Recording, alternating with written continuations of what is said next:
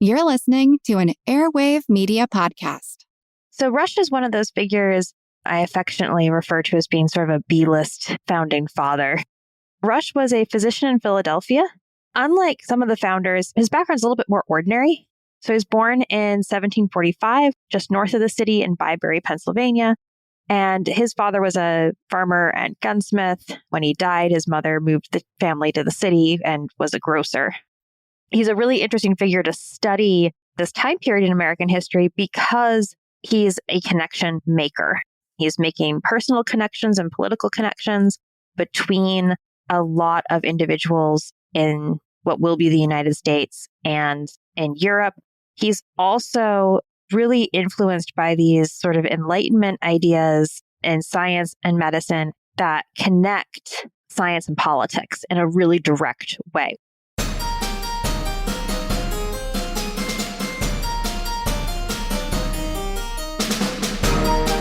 Hello, and welcome to episode 430 of Ben Franklin's World, the podcast dedicated to helping you learn more about how the people and events of our early American past have shaped the present-day world we live in.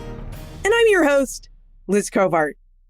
We often hear the names of the most famous founders of the United States: George Washington, John Adams, Thomas Jefferson, and of course, Benjamin Franklin.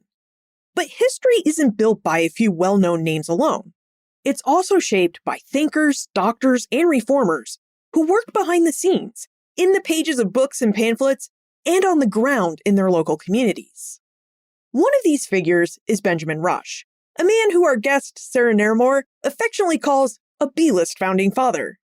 Rush signed the Declaration of Independence, trained thousands of early American physicians, and helped shape how early Americans thought about health, citizenship, and the very structure of Republican government.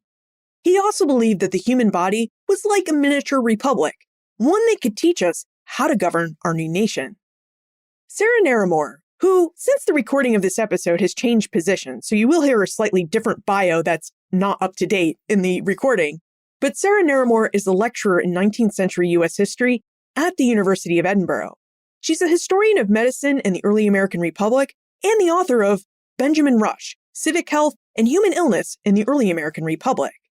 Now, during our conversation, Sarah reveals how Benjamin Rush's Enlightenment training as a physician and his wide-ranging curiosity led him to develop a distinctly American system of medicine, how Rush connected health, morality, and politics in his work around civic health, and how Benjamin Rush's work on mental illness, addiction, and public health made him one of the most influential doctors in the early American Republic. But first, the History Explorers Club will open its doors officially the week of January 19, 2026, and you can join the waitlist now for early access. The History Explorers Club is an online community for adults who love history and who want to better understand how people really lived in early America and how that history shapes our world today.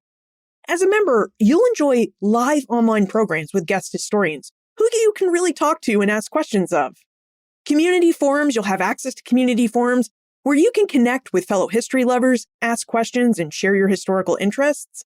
And you'll have access to quarterly workshops that'll help you explore how historians uncover the lives and events of the past and how you can use techniques to do the same yourself. It's an online community that's designed to take your exploration of early American history deeper and with others who share your curiosity. So to join the waitlist, visit historyexplorers.club. That's historyexplorers.club. All right, are you ready to investigate the life and work of Benjamin Rush? Let's go meet our guest historian.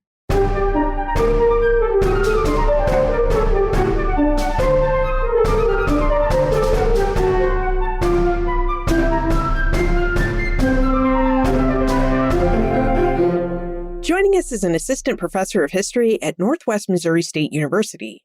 She's a historian of medicine and the early American Republic, and she's also the author of Benjamin Rush, Civic, Health, and Human Illness in the Early American Republic. Welcome to Ben Franklin's World, Sarah Naramore. Thank you so much. I'm really excited to be here. Now, in her book, Benjamin Rush, Sarah chronicles the life and work of early American physician Benjamin Rush. Sarah, would you remind us who Benjamin Rush was and why he was such a significant figure in early American history?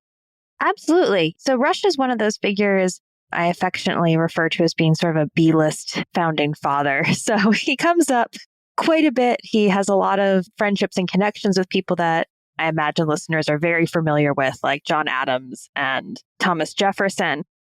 Rush was a physician in Philadelphia. Unlike some of the founders, his background's a little bit more ordinary. So he was born in 1745, just north of the city in Byberry, Pennsylvania. And his father was a farmer and gunsmith. When he died, his mother moved the family to the city and was a grocer. And he sort of grew up with, again, this sort of ordinary background, but with a single parent who was very invested in her son's education.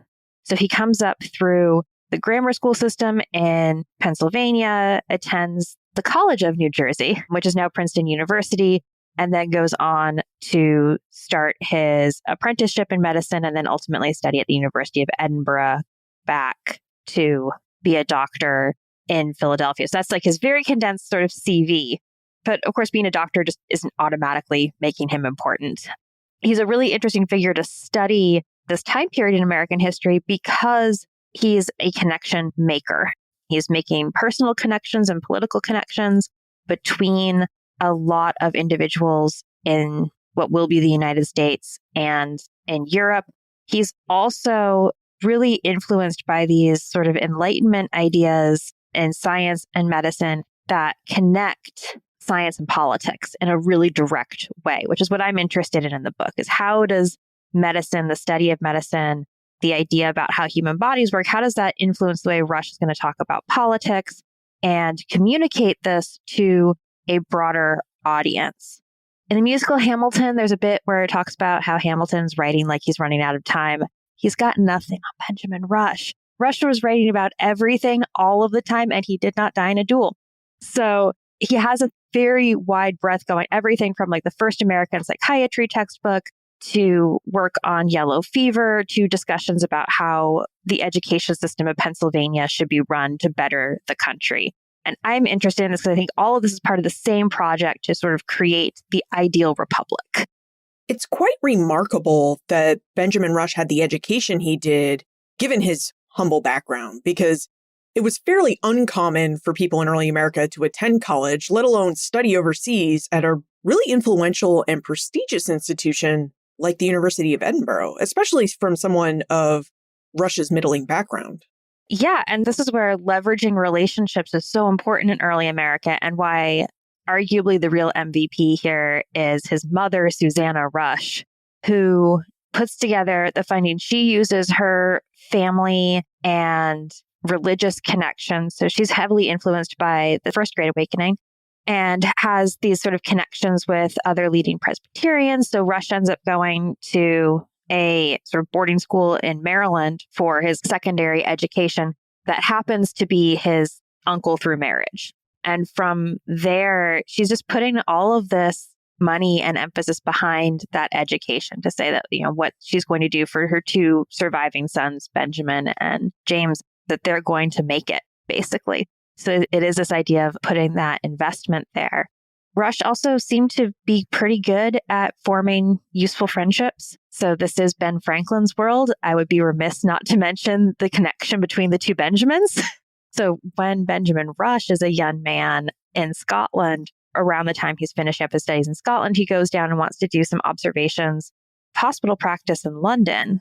And this is the late 1760s. So at this point, Benjamin Franklin is in London as representing the colonies to the British government.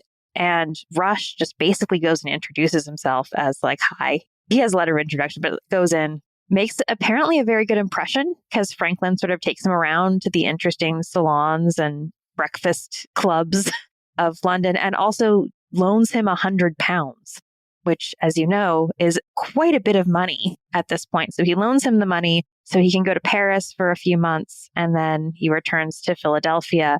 And then Rush does the ultimate good thing. He actually scrapes together and pays the money back, which Franklin apparently was not expecting. He'd kind of written it off as this like 22-year-old kid was never going to be able to pay him back. But he gets a letter from his wife saying like, yeah, this kid showed up at my door with £100 to pay you back. And that did seem to start a pretty good relationship. So he's good at leveraging those connections when he wasn't getting in fights. Sarah, You mentioned that your interest in Rush's medical career is also about how his medical career and his study of medicine influenced Rush's politics. So would you tell us about your research and how you went about researching Rush's life and politics? Many historians who study politicians, they go into the paper archives, right? They read the journals of the Continental Congress and the letters and the correspondence that politicians left behind. So how were you able to research not just Rush's life and politics, but also his medical career and his ideas about medicine? What were the records and sources you used, and how might they have been different from other just straight political studies? Yeah, that's a really great question. There are some things that are really similar. For example, correspondence was huge for me. Not only things that Rush wrote, many of which have been published very handily, but I spent a lot of time looking at his incoming mail, which is at the library company in Philadelphia. So I did spend about 5 months reading through 3,000 or so letters sent to him. Where it differs is partially in the content of those letters. Also, as someone who's interested in seeing Rush in the context of his broader world, we're really lucky that quite a lot of his ordinary correspondence was saved. So when I was looking at things, I was interested in contact from patients or from people looking for medical advice, as well as those political connections. So, for example, I focused my attention, because I only was able to look at about half of what exists. I focused my attention on the letters that were alphabetized.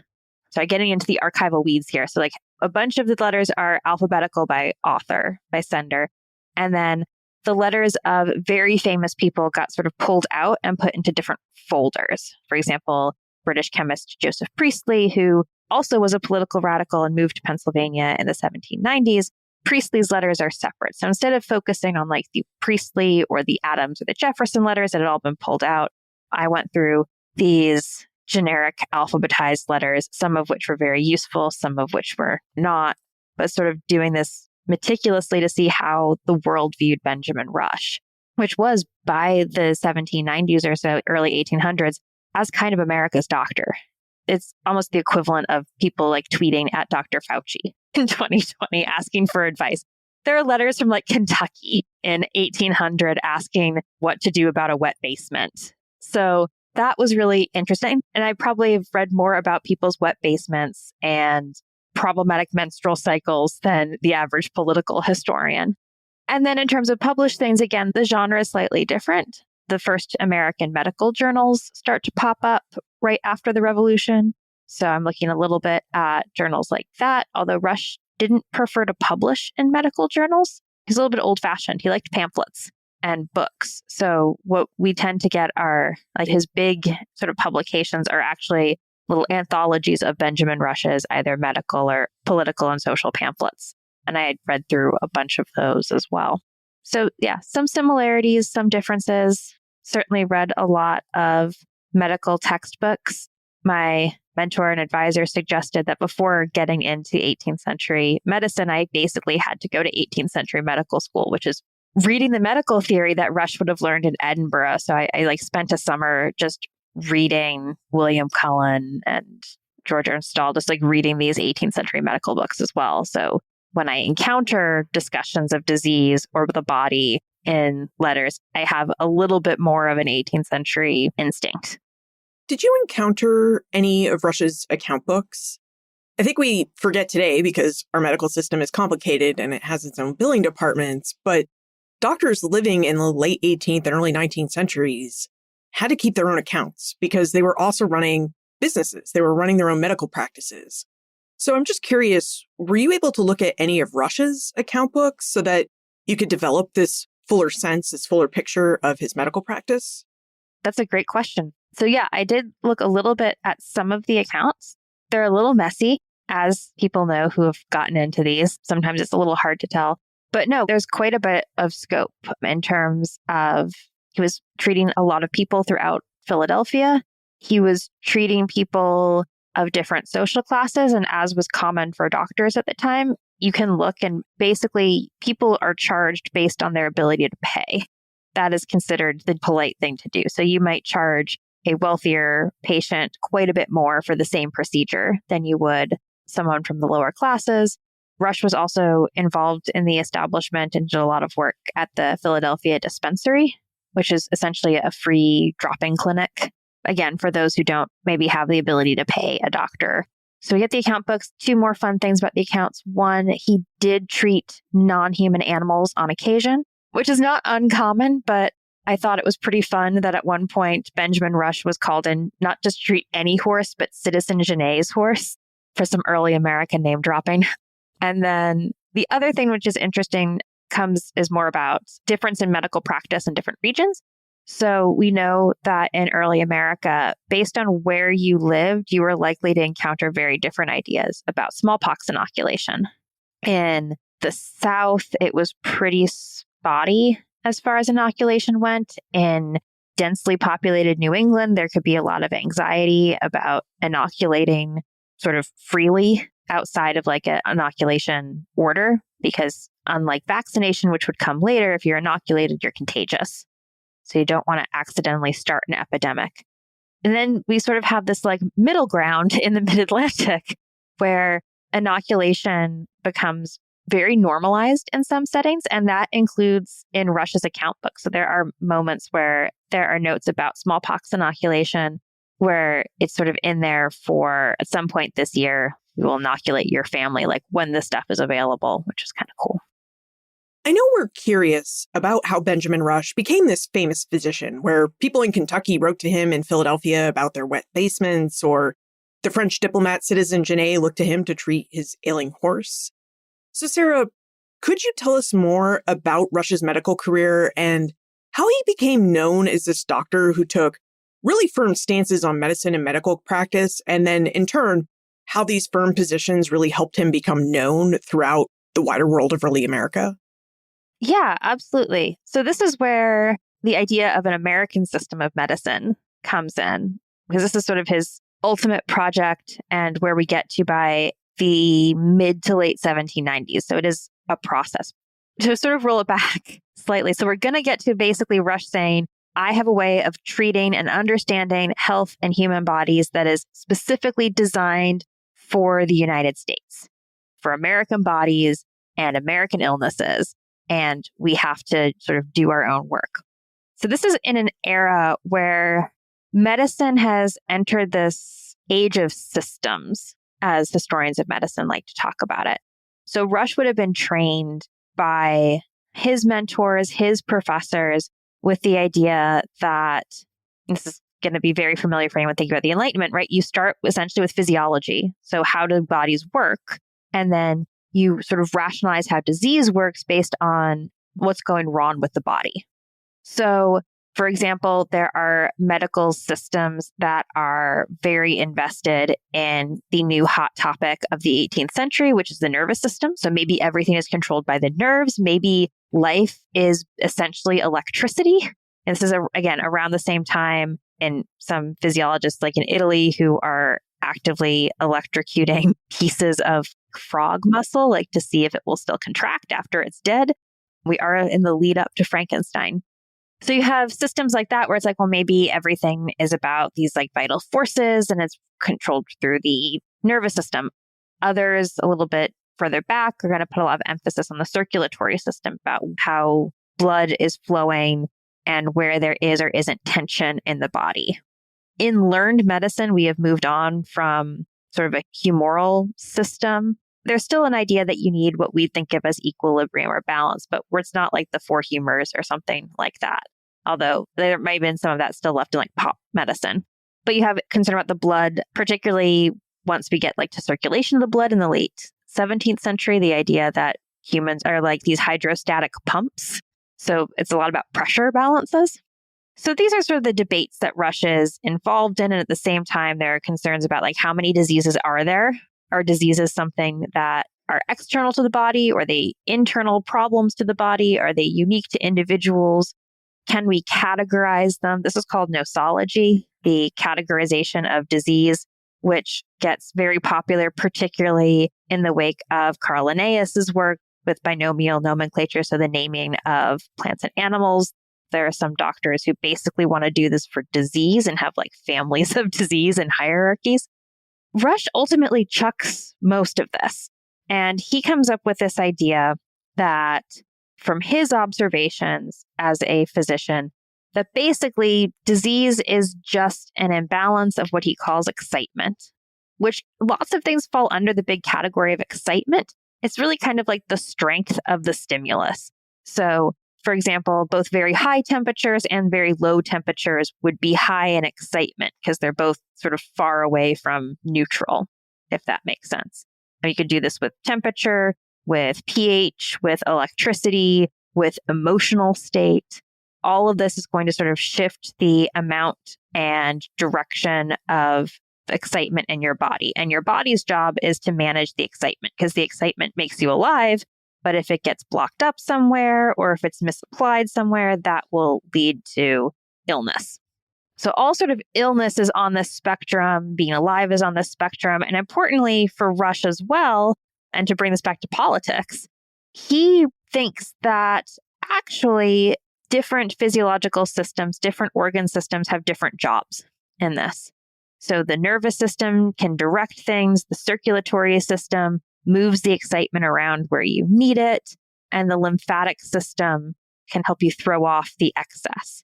So you have these different systems working together that each have their own role and each help maintain this balance, which starts to sound an awful lot like the separation of powers in a republic. And he's very precise about this. He says that he actually argues at a couple points that a republic is the natural form of government because God made our bodies republics. Therefore, this is the message here, right? That if nature works like a republic, not like a monarchy, then monarchy is an unnatural form of government, but a republic is a natural one. And on the other hand, this idea of like blood moving excitement around also means that he becomes a big fan of a lot of bloodletting, which he gets very famous for. So focusing on releasing a lot of blood, kind of to bring your system all the way back down to as close to zero as possible, and then build you back up in a healthy way to avoid those sort of energy blockages. Again, it's a very different way of thinking about health than we have now, but broadly speaking, this is how most people were thinking, that their mental and physical spaces are affecting what's going on in their bodies. Was Rush's idea that our bodies are like little republics tied to his theories about civic health, which is something you wrote about in your book, Benjamin Rush? If so, could you tell us about Rush's ideas about civic health and how he used these ideas to shape medical practices and public health policies throughout the early American Republic? Yeah, civic health is actually my term to describe what he's doing.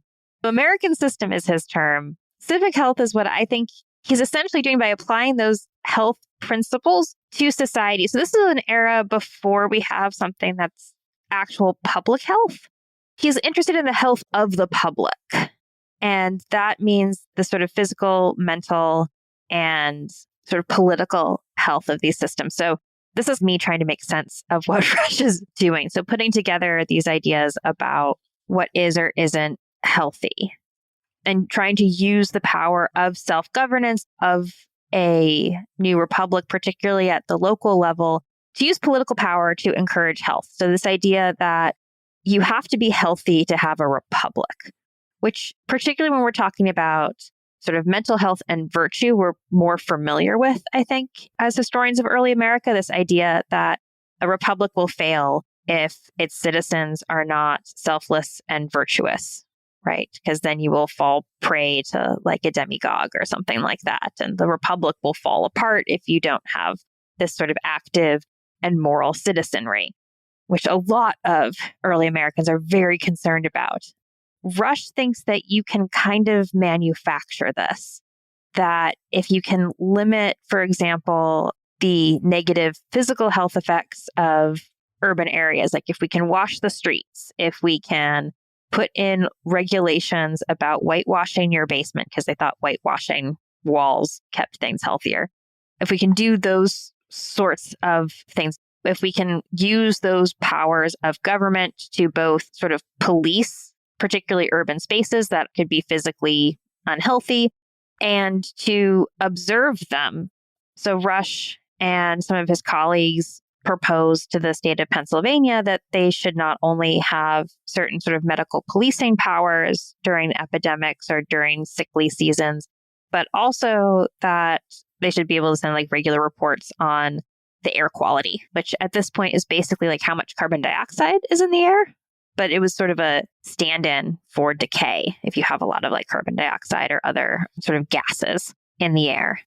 But Rush is seeing that sort of as the same thing as like using his knowledge about bodies and like human development to design the best school system and to have this idea that like at least all boys should go to school for free, that there should be education for girls. This gets into like Republican motherhood and womanhood at the same time. So all of this together, right, is this very broad idea of what constitutes a healthy republic. And that's, I think, what I'm getting at with this idea of civic health, that as a doctor, he kind of sees society as his patient, or at least he can theorize about society being his patient. Now, before Rush's America system, what were the prevailing ideas for public health in the early 19th century? How did physicians think that they could keep society healthy in terms of its ability to fight and prevent disease and illness, and also inspire people to participate in the good health of their society and therefore in the good health of their republic? We get a little bit of that, maybe less on the sort of like Republican angle. There are some earlier public health measures, the idea mostly trying to prevent infectious disease from spreading. So there are some places, like on a smaller scale, where you might have a town or city pay for smallpox inoculation during an epidemic. There's certainly in Europe, the quarantine system is quite robust, and that goes back to when bubonic plague was much more of a problem in the Mediterranean. In parts of what will become eventually Germany, there's an idea of actual medical police. But again, the sense is that this is more of a sort of top-down, directed from a government rather than sort of like the leading citizens of a community doing this and working together. And I think in the American context, it gets pulled into these sort of revolutionary ideas about citizenship in addition to just how do you keep people healthy, because there are social and economic consequences to too much death. Now, Benjamin Rush was known for his ideas about mental health and how to treat people who suffered from mental illness. As this is a bit of a weighty topic, let's take a quick sponsor break, and then when we get back, we'll dive into this topic and into some of your listener questions about Benjamin Rush. Each time I sit down with a guest historian, I'm reminded of something very important. Good history takes time, care, and resources. And that's the same whether you're researching and writing a book or preparing an episode of this podcast. Behind each episode of Ben Franklin's World is thoughtful research, careful myth-busting, and a commitment to bringing you trustworthy stories about the people who shaped early America. And all of this work is made possible by listeners like you. So if Ben Franklin's World has ever sparked your curiosity, helped you see the past more clearly, or simply brought joy to your day, I hope you'll consider supporting the show. Your donation, whether it's one-time, monthly, or annual, directly supports the work that makes this podcast possible. From the research and guest preparation to audio editing, transcripts, and community engagement. So if you'd like to make a contribution, please visit benfranklinsworld.com/donate. That's benfranklinsworld.com/donate. And to those who have already donated, thank you. Thank you so much. Listeners like Mira S., Virginia S., Thomas S., Hannah S., Abigail S., TMT, Jane T., and William W., you helped make this work possible. And I'm really grateful. Thank you so much for your support. And thank you, my friend, for listening, for your generosity, and for being a part of this amazing community of people who know that history matters. Sarah, Benjamin Rush was known for his ideas about mental health and how to treat people who suffered from mental illness. Would you tell us about Rush's approach to mental health and how and why his was pioneering work in this area in the early 19th century? The turn of the 19th century is an era of a lot of change when it comes to mental health. Rush and colleagues of his in Europe kind of simultaneously start writing and speaking more about mental health and thinking about mental disorders as diseases that have a physical component. So for Rush, it's this idea, what he would call things like mania or other mental disorders, are doing something physical to the nervous system, to the brain. The cause may or may not be physical. So it is also this idea, it's this broad concept of excitement that, for example, a really strong emotion might sort of trigger an imbalance, but that there is a physical part to this as well, which isn't as common in earlier eras. So by thinking that these disorders or deviant behaviors have a physical component, that brings them into the realm of the physician, right? Like this makes it like a doctor's business to start talking about mental health rather than the role of like theology or something like that. So Rush starts doing some work at the Pennsylvania hospital with patients that have, quote, diseases of the mind, to use the terminology of the day, and trying to find this balance of what we refer to as moral treatments in this era. So those are non-physical treatments, so talk therapy, really early forms, sometimes of like occupational therapy. So particular activities, changing particular settings around you. And then essentially the same kind of physical treatments he'd be using for a fever. So there's a lot of bloodletting going on, a lot of trying to manipulate the body. Some of this looks pretty horrific to a modern eye. There's a lot about Rush's treatments that get sensationalized. And again, it looks weird. He had this contraption that was called the tranquilizing chair. Google it, it'll come up. But essentially, it's this idea where you have a chair, there are sort of straps that hold your arms, legs, and torso in position. And then there's like a box around your head. It looks awful. The idea is twofold. One is sensory deprivation. So for someone who is having trouble controlling themselves or in a really sort of frightened or manic state or threatening to end their life, something like that, you can put them in this sort of safe, sensory deprived setting. It also allows the doctor to actually access things like the veins in the arm. Head shaving was also pretty common. Like you'd shave somebody's head and then apply what they called a clay cap. So they would put clay on your head to try to literally cool you. So the idea that things are getting too hot, like literally in your head. So it allowed the physician access. Again, it looks horrifying to us. And with what we know now, it is horrifying. But this was really seen as a more humane step to take than like a straitjacket, which is straight waistcoat, or actually like restraining somebody. They thought this was safer and more humane than other options. And we get sort of mixed therapies. There's a couple cases where Rush talks about sort of trying to snap someone out of a moment when they're feeling suicidal by bloodletting, but also trickery. So he like directs one of his colleagues with a patient to say like, sure, we'll help you do this, sort of pretending that they're going to bleed this person to death. And instead they obviously don't bleed the person to death, but bring them down till they pass out. And then when they wake up, they're like, oh my, like I didn't really want to die. What were you doing? Taking that as a success. So it's a very experimental era, which is both sort of frightening looking back on it, but also is at the same time, they're trying to figure something out. They are trying to help people. It's a hard subject. It is a really hard subject. And speaking of mental health, Kristen is curious to know more about Benjamin Rush's unique perspective on drug and alcohol addiction and treatment. So would you be able to tell us about Rush and how he viewed addiction in the late 18th and early 19th centuries?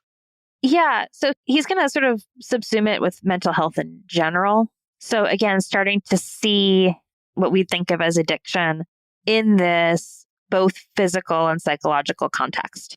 He hasn't talked too much about other drugs. He does talk about alcohol. He is pretty famously an early temperance advocate, not the teetotal temperance that we get later into the 19th century, but sort of this first generation of the temperance movement where there's a lot of concern, particularly about hard alcohol. So Rush would be, for example, in favor of and did drink like fairly low alcoholic beer because everybody did. And that's not really a problem. He'd see wine or something like that as all right in moderation and for particular conditions. And then as we get higher in alcohol content, things getting progressively worse and potentially leading to having sort of effects on your physical system that could lead to a dependence or lead to a pattern that's going to lead you to bad choices. He famously created this thing. It's essentially like a little diagram called the temperance thermometer, where he has like a chart where he ranks, using that idea of excitement, a whole bunch of different beverages based on zero excitement, which is water, going through more and more sort of exciting and stimulating drinks until, for whatever reason, like the worst you can do is rum with pepper, which sounds really gross to me personally, but as the most intense. So you've got all of the drinks, and then you've got what they're doing to you physically, or like how they might affect you physically or mentally. And then as you get beyond wine, as you start to get into fortified wine and more alcoholic, the deviant behaviors or the criminality that is associated with too much drinking of it. So that's sort of how he's understanding this, and not necessarily as the fault of the person who has followed this sort of path, but as something that will sort of perpetuate. And you will get stuck in this system because of what's going on with your body and your mind. He also seemed to have an understanding that some people were effectively self-medicating with alcohol. He brings up in a couple cases, looking back on what we'd think of as PTSD among Revolutionary War veterans, and connecting that with a large amount of alcohol consumption, and then connecting that in some cases, again, with people taking their own lives. So it is that kind of trauma to alcohol to really dire consequences, including self-harm and suicide, sort of pipeline that he's really concerned about. And others in the time period as well, like Richard Bell's done a lot of work on the anxiety around suicide in the early American Republic. So Rush is not alone in his concerns. It's just fascinating to me that Rush was able to make these connections that, in some ways, really reflect the truths from what we now know from modern science and modern medicine. Now, by way of a follow-up, Kristen would like to know how Rush was able to spread his new and novel ideas about medicine and have an impact on changing the way that everyday Americans viewed and treated health in early America. So how was Rush able to spread his medical ideas throughout the early American Republic? He absolutely was.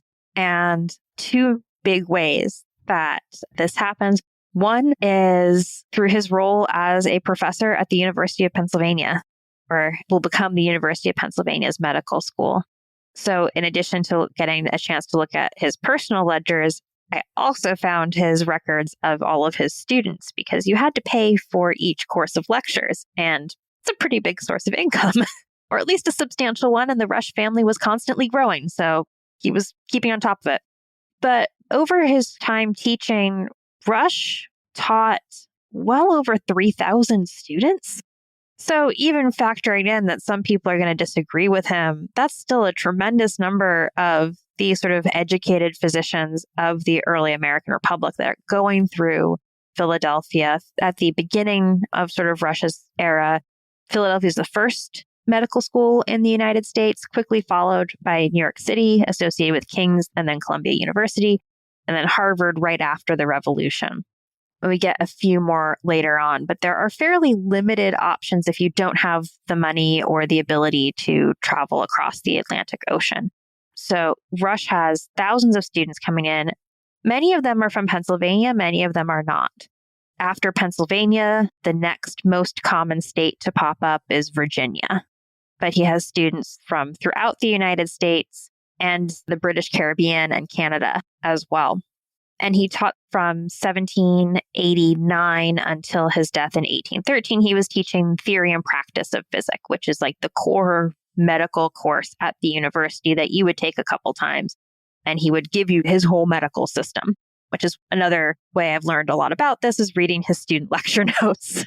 So that's one way. Like physically, these students are fanning out across the country. Some are moving to new locations where they think they'll make more money, especially in the South and West. The second way is that Rush doesn't write in an especially technical way all the time. he does think that people need to understand his theories. So they will either do the right thing. He's very aware, as any doctor would be, that the majority of healthcare in early America is taking place in the home, and people are taking care of themselves or hiring bloodletters before they go to like a physician. So a lot of this is at a pretty accessible level in popular pamphlets that are pretty cheap and easy to get a hold of. He likes to publish in newspapers. He put a lot of his ideas in the Columbian Magazine, which was an early, pretty widely spread periodical of the era. So he's pretty consciously trying to tell others about what he thinks is the right thing to do. But it does seem to work, either with people following him or explicitly going the other direction. But even if someone's yelling at you, if it's in the press, all publicity is good publicity. Now, Charlie would like to know if Rush used or developed any patent medicines. So would you tell us what patent medicines are and whether Rush created or used any patent medicines in his medical practice? This is a really fun question. So patent medicines are proprietary medications. So basically you as a manufacturer or apothecary or physician would make some sort of concoction, put your name on it, and literally later, as we get further into the end of the century, you get a patent. Only you can sell this particular mixture of products. Rush is a little early. We're not quite to the patent medicine boom from sort of my gloss on it. However, he definitely made medication. Unlike in London, where the professions were very strongly regulated still in the 18th century, like physicians do not make medication, apothecaries do that, and you have a pretty strong guild system that will get you in trouble if you're double dipping. That is not the case in early America. And most doctors are making most of their medical money, or a good chunk of it, in actually selling medication, compounding and selling medication. Most doctors are also doing something else like farming as well, because you can't really make that much money as a doctor for most people. So Rush definitely was making and selling medication.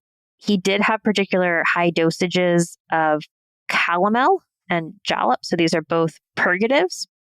Calomel will make you lose everything from both ends.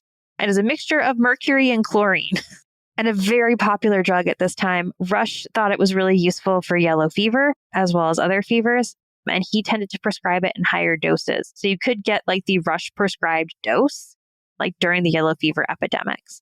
Or they also were sent out with the Lewis and Clark expedition as a preventative, because they were going to be going through so many different climates. Their bodies would be at risk all the time. So you just need regular purgatives. And I have heard that like this is evident in like the archaeological record of some of those sites, like the high mercury content where the Corps of Discovery was relieving themselves. So not a super complicated patent medicine. I mean, as we get into earlier, like the second quarter of the 19th century and later, they're going to be pretty complicated and have a lot of different compounds in them. But we're starting that. Something I'm really curious about is you've mentioned a few times that Rush started his medical practice as the American Revolution gained momentum and turned into the War for Independence. So what role do you think the American Revolution had on Rush's medical ideas and the way that he practiced medicine? Because it was a real watershed moment for people and something that was very transformative in their lives. And this is something that I think I could have talked more about in the book, honestly.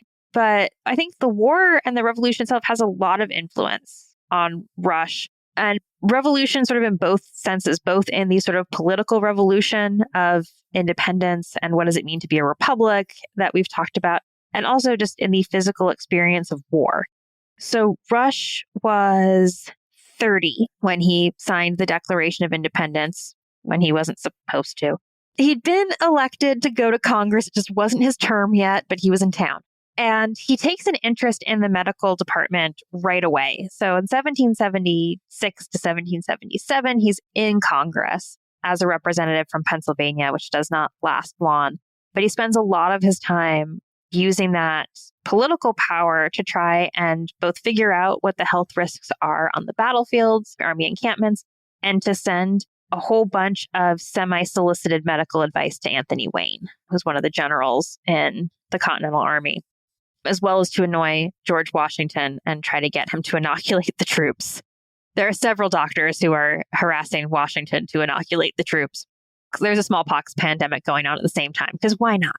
So he's reading a lot of military medical guides that of British military medicine, which was a booming genre at the time.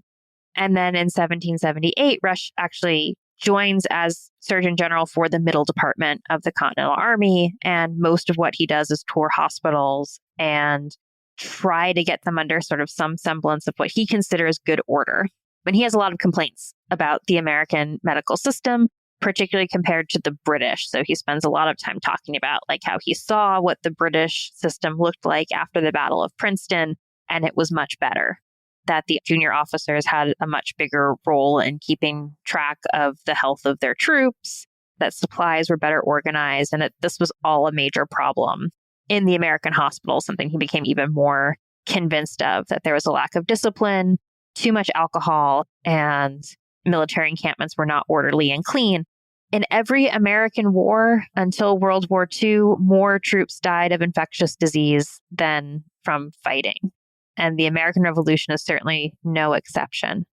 Later on, a lot of this experience he'll bring up and try to leverage as important experience when we're talking about like urban public health. So a lot of the same theories and principles about trying to keep a military encampment sanitary and safe also apply to cities and towns, and trying to think of what the civilian equivalent would be in terms of sort of the power and the organization of doing so. So that's one big part. And again, the other is really just on the political end, this idea and conviction that Americans have something to contribute. This idea that there should be an American system of medicine. This gets boosted from one of his former professors in Scotland, who's like, glad the revolution's over so they can talk again. So the mail's not disrupted. And so excited to see what's going to come out of the United States as a hopefully soon to be sort of equal partner in the Republic of Letters and sort of the intellectual scientific world. So there's a lot of this sort of political, cultural pressure to produce something worthy of this new country, not just providing information to an imperial center, but to become the center itself. Now, before we move into the time warp, we should talk about legacy. Sarah, throughout your book, Benjamin Rush, you highlight numerous examples of Rush's groundbreaking medical treatments, including his advocacy for bloodletting and purging, which we've discussed. You also note that Rush educated over 3,000 medical students who adopted very similar practices to his own. So Rush's methods really became quite widespread, even as other physicians criticized bloodletting and purging and some of these other methods. So now that we're nearly 250 years removed from Benjamin Rush's practice of medicine, what do you think the legacies of his practice are? And do you think any of these medical practices still influence the practice of modern day medicine in our own period? Yeah. So I think one of the big legacies is that we have this idea that there is something that is like this peculiar American idea of medicine, that we should just sort of go our own way with how we handle healthcare and healthcare systems. And some of that sort of independent mindedness goes back to Rush. When we get to the point when Rush's students are the old men of the university themselves in the 1840s, 1850s, there are a bunch of these published lectures, sort of these men like talking and thinking back to their like student days and Benjamin Rush. By the 1850s, a lot of the like particular practices of Rush have gone out the window. But there's all this emphasis about like Rush as this model physician and a model patriot, that like he might have been wrong about bloodletting, but like that's science. We are proven wrong all the time. But that he is this like good model about how to think independently and encourage sort of American research and an American medical culture that they still want to sort of forward. And as we sit here with one of the strangest healthcare systems in the 21st century, sometimes I can't help but think if we went a little too far on the like, we can do our own thing.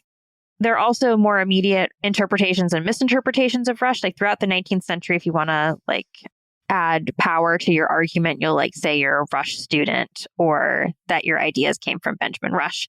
And unfortunately, this has had a lasting impact on racial discrimination in American medicine. Rush himself, again, had very odd ideas about race, or at least very individual ideas about race. To some extent, he followed 18th century concepts about a very fluid idea of race, that racial difference was the result ultimately over many generations of climate on different people. He kind of denied any real racial difference between Europeans and Indigenous Americans and was just kind of people spend more time outside and get tan, and that really more of a cultural difference. So sort of a cultural stadial theory. So he was absolutely convinced that the peak of civilization was probably Scotland, that there wasn't too much of an inherent difference physically, but there was culturally between Europeans or European Americans and Indigenous Americans. His ideas about Blackness are more unusual because he did have this idea that Blackness was a disease perpetuated by slavery. So he fully is on board with a lot of really damaging racial stereotypes that people of African descent, for example, feel pain less acutely than white people, which continues to be a problem in the medical profession. And he basically says that Blackness is a disease similar to leprosy that's contracted in the dangerous climates of sub-Saharan Africa, and then the degrading nature of slavery perpetuates this illness. And that potentially, eventually, with the abolition of slavery, this is his argument for abolition, that will be cured several generations down the line.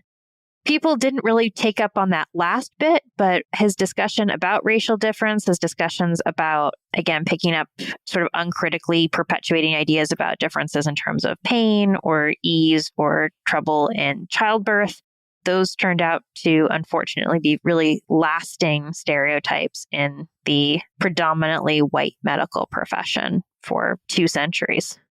And now it's time for the time warp.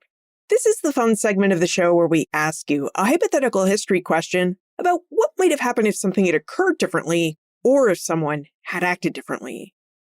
Now, in her book, Benjamin Rush, Sarah states that Rush really needed to stand on the shoulders of giants in order to be successful in his career. And these giants included the men that we mentioned in our conversation, John Adams, Thomas Jefferson, and of course, Benjamin Franklin.